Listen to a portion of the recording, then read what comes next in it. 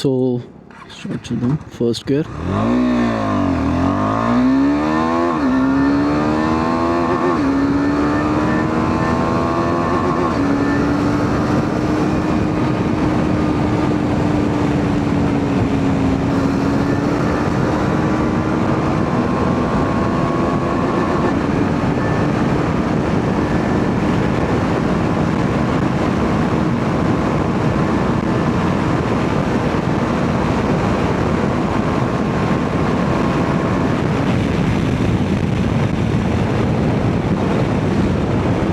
ఎక్కినట్టే ఉంది. మధ్యలో ఎక్కడ 160 చూడలేదు స్పీడోమీటర్ని.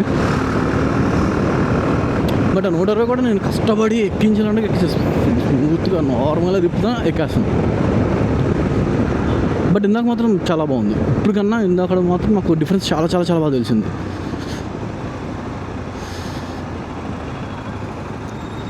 సో నాకు తెలిసి ఫ్యూల్ ఎక్స్ డిఫరెన్స్ కొంచెం అర్థమే ఉంటుంది.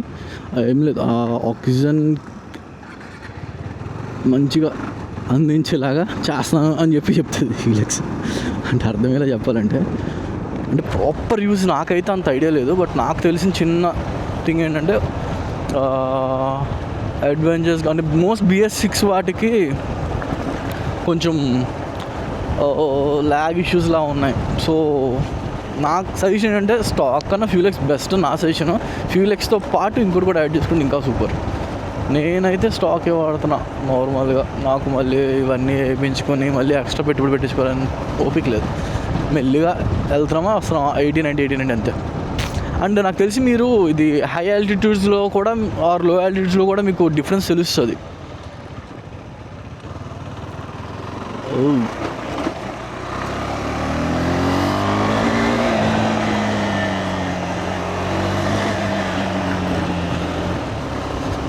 ఆన్ మరి.